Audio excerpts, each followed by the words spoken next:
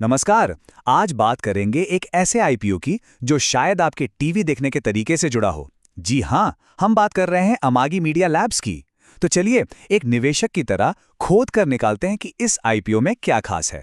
तो सबसे पहले एक छोटा सा रिकैप। आईपीओ होता क्या है? सोचिए एक प्राइवेट कंपनी है जो अब तक कुछ ही लोगों की थी। अब वो पब्लिक होना चाहती है, तो वो अपने हिस्से यानी शेयर्स पहली बार आम लोगों को बेचती है। बस इसी प्रोसेस को आईपीओ कहते हैं। अब इस पूरी कहानी को समझने के लिए हमारा गाइड है कंपनी का रेड हेरिंग प्रोस्पेक्टस या आरएचपी। आप इसे कंपनी की जनकुंडली ही समझ लीजिए। सब कुछ इसी में लिखा है, अच्छा बुरा सब। तो चलिए देखते हैं इसमें क्या क्या राज छुपे हैं। तो हम आगे कैसे बढ़ेंगे? सबसे पहले समझेंगे कि अमागी है क्या और करती क्या है। फिर देखेंगे कि इनका बिजनेस मॉडल क्या है, मतलब पैसा कैसे कमाते हैं। इसके बाद आईपीओ की डिटेल्स, इसमें क्या रिस्क हैं, और आखिर में द बिग पिक्चर कि इस सब का मतलब क्या है। तो पहला सवाल, अमागी है कौन? देखिए 2008 में ये कंपनी शुरू हुई थी और ये एक सास यानी software as a service company है। अब ये सुनने में भारी लगता है पर इसका मतलब सिंपल है। अमागी अपना सॉफ्टवेयर बड़ी बड़ी मीडिया कंपनियों को किराए पर देती है ताकि वो अपना कंटेंट अपने टीवी चैनल्स इंटरनेट पर स्ट्रीम कर सकें। मतलब अमागी एक तरह का वन स्टॉप शॉप है। किसी चैनल को इंटरनेट पर लाना हो, उसमें सही जगह पर एड्स चलाने हो, सब कुछ इनका प्लेटफॉर्म संभाल लेता है। और इनके क्लाइंट्स के लिस्ट देखिए जरा। वीवो, लायंसगेट, विजियो, roku, ये इंडस्ट्री के बहुत बड़े नाम हैं जो अमागी के टेक्नोलॉजी पर भरोसा करते हैं। अच्छा, तो सवाल ये उठता है कि अमेजी जैसी कंपनी की ज़रूरत ही क्यों पड़ी? इसे समझने के लिए हमें थोड़ा पीछे जाना होगा और टीवी ब्रॉडकास्टिंग के पुराने तरीके को देखना होगा। देखिए जो पुराना तरीका था ना, उसमें बड़े बड़े डेटा सेंटर्स, महंगी महंगी मशीनें, मतलब पूरा एक तामझाम होता था। ये बहुत खर्चीला तो था ही, साथ ही इसमें रिस्क भी था। सोचिए कहीं बाढ़ आ गई तो पूरा का पूरा ब्रॉडकास्ट ठप। लेकिन क्लाउड ने आकर सब कुछ बदल दिया। और जो अगली स्लाइड दिखा रही है वो इस बदलाव का सबसे बड़ा सबूत है। ये टेबल देखिए, आंकड़े साफ साफ बता रहे हैं क्लाउड पर जाने से कंपनियों को 5 साल में 35 से 50% तक की बचत हो सकती है। ये कोई छोटी मोटी रकम नहीं है, आधा खर्चा बच रहा है। और बस यही एक वजह काफी है पूरी इंडस्ट्री को क्लाउड की तरफ खींचने के लिए। और सोचिए, जब चैनल चलाने का खर्चा इतना कम हो जाए तो क्या होगा? तो फिर आएंगे फास्ट चैनल्स, यानी free add supported streaming TV. ये वो चैनल्स हैं जिनके लिए कोई पैसा नहीं देना पड़ता क्योंकि ये विज्ञापनों से चलते हैं। और बस यही वो मार्केट है जहां अमागी का असली खेल है। ठीक है, टेक्नोलॉजी की बात तो हो गई, क्रांति की बात भी हो गई, पर असली सवाल तो पैसे का है। क्या कंपनी की बैलेंस शीट भी उतनी ही अच्छी दिख रही है? चलिए अब जरा इनके फाइनेंशियल्स पर नजर डालते हैं। तो यहां ग्रोथ की कहानी तो साफ दिख रही है। ग्रॉस प्रॉफिट 2 साल में लगभग डबल हो गया है, जबरदस्त। लेकिन मेरी नजर जिस चीज पर है वो है एडजस्टेड ईबीडीए मार्जिन।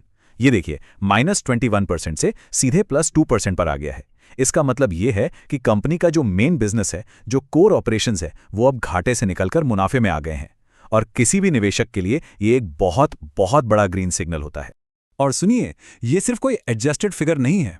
पिछले 6 महीनों का डेटा देखें तो कंपनी ने नेट प्रॉफिट भी कमाया है। मतलब बॉटम लाइन अब पॉजिटिव हो गई है। ये एक बहुत बड़ा टर्निंग पॉइंट है।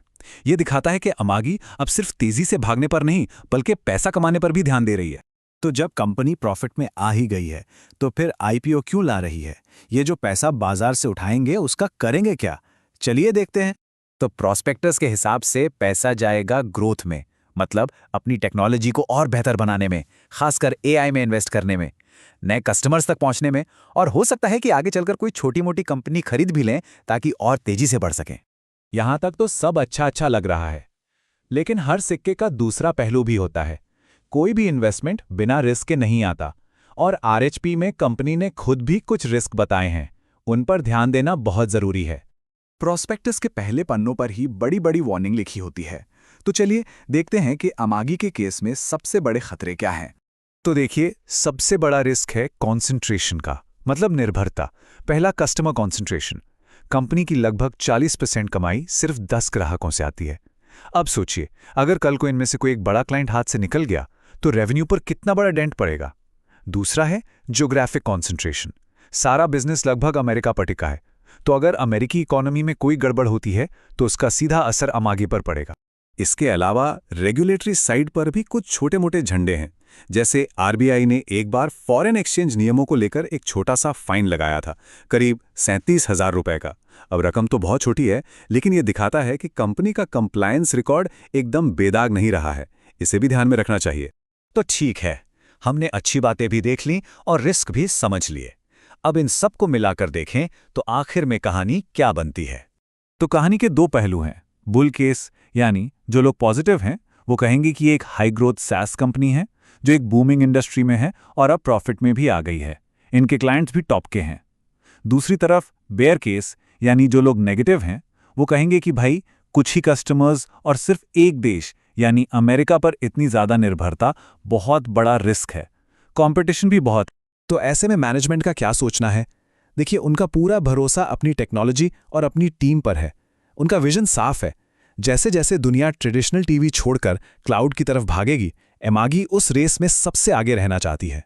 और आखिर में सवाल यही बचता है जो हर निवेशक को खुद से पूछना है, क्या अमागी टेलीविजन का भविष्य है, एक ऐसा मौका जिसे छोड़ना नहीं चाहिए, या फिर इसके बिजनेस में जो निर्भरता वाले रिस्क हैं वो इस दाव को बहुत ज्यादा खतरनाक बना देते हैं? फैसला आपका है।